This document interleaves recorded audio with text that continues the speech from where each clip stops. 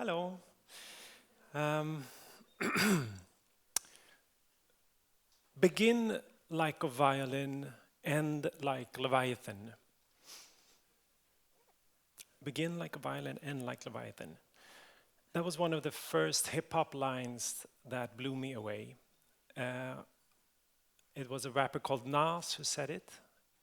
I have no idea what it means.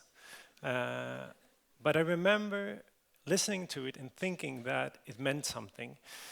I was born and raised in Stockholm. I was a book nerd, so I tried to understand it. I understood the first part, begin like a violin, nicely, with a smile.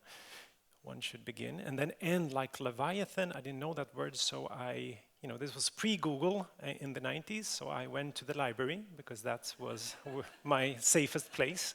That's where I hung out, and I went there to look up Leviathan, and I found out that it was a huge sea monster from the Bible, ferocious and bloodthirsty.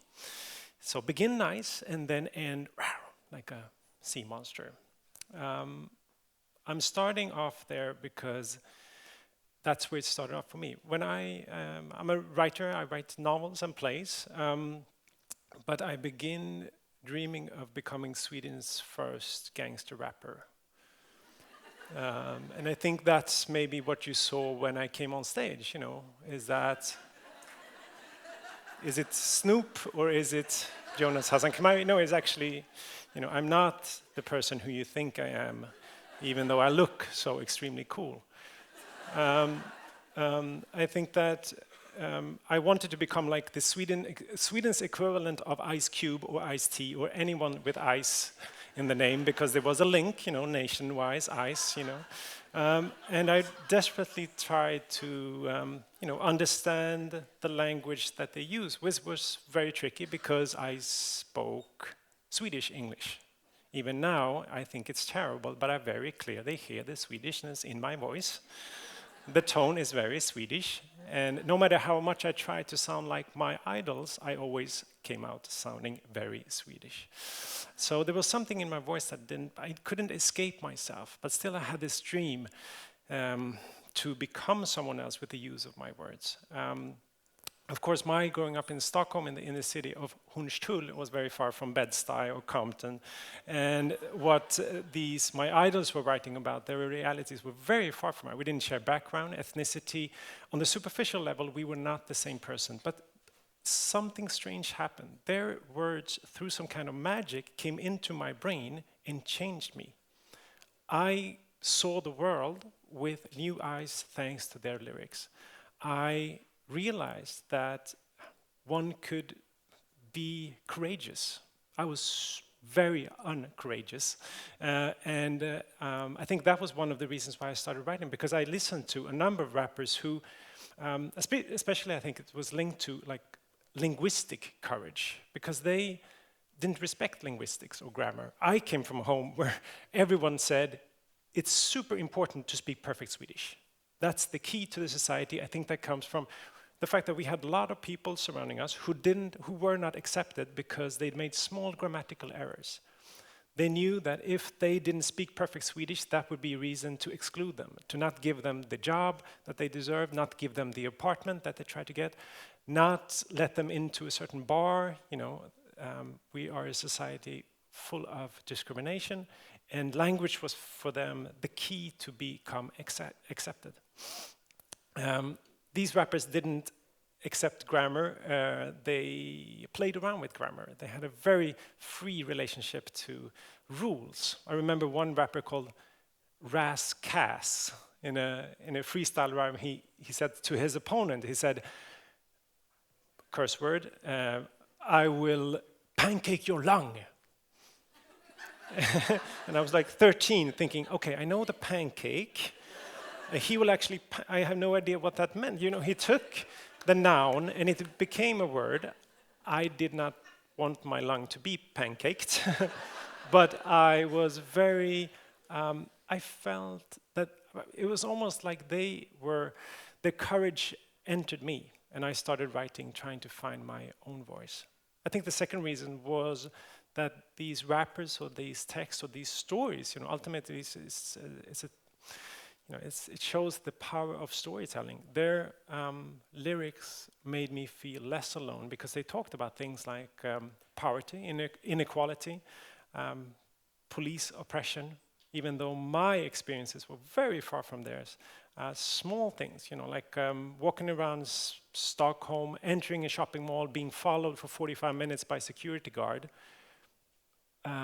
sitting in a park, being approached by police officers who ask you for your ID without no apparent reason, just because you have to, by some strange reason, prove that you are a part of, the whole. There's something in what they were saying, even though we were from different nations and from different, many things separating us. There was something that was linking us together, and the magic of storytelling made that come alive.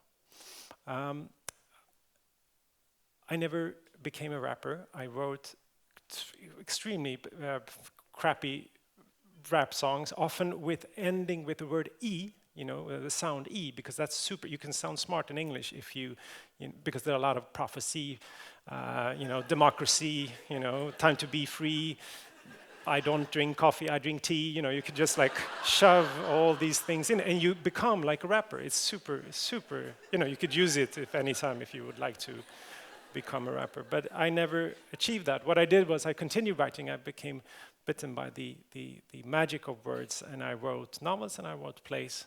And I think one thread throughout has been trying to use my words to escape categorization, to escape simplified ethnic ways of describing the world, because I have never seen the world that way. Sometimes on a good day, it feels like it's possible, that words do work. I can stand in front of you and say, the magic of storytelling. Sometimes when I read the bio that presents me here today, I think that words don't work. Because for some strange reason, it was very important to ethnically categorize that my father was born a certain place and my mother was born in another place. And that, for some strange reason, was very important to say. I think that was a sea monster bit. I started off with a violin bit, and this was a sea monster bit. I was asked to come here to read something, and that's what I'm going to do. I'm going to read a very short excerpt from my latest novel called I Call My Brothers, which starts off with a real event that took place only a few hundred meters from here. In 2010, there was a man, a suicide bomber, who took his own life. He exploded his car, and he had an explosive belt, and he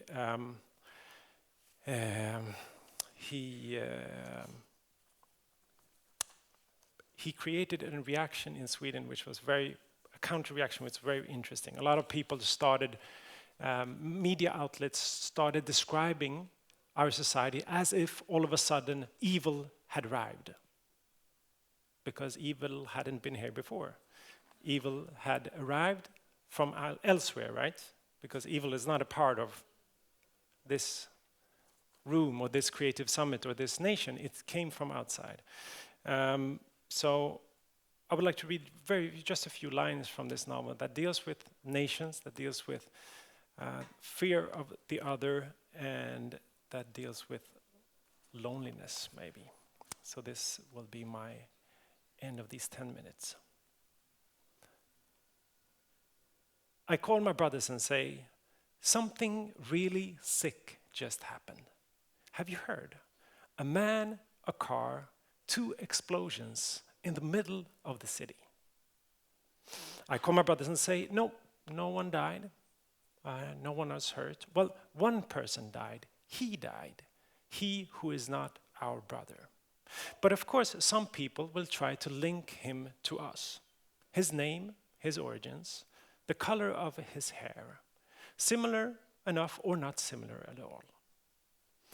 I call my brothers and say, watch out. Lie low for a few days. Lock the door, pull the curtains. If you have to go out, don't carry any sort of suspicious bag. Blend in, make yourselves invisible, transform yourselves into gas form. It's very easy. I call my brothers and say, forget what I said. Fuck silence. Fuck invisibility. Go out on the town wearing only Christmas lights. Put on neon coveralls, orange grass skirts. Make yourselves maximally visible until they understand that there is an opposition. Defend the rights of all idiots to be idiots until you lose your voice, until you die.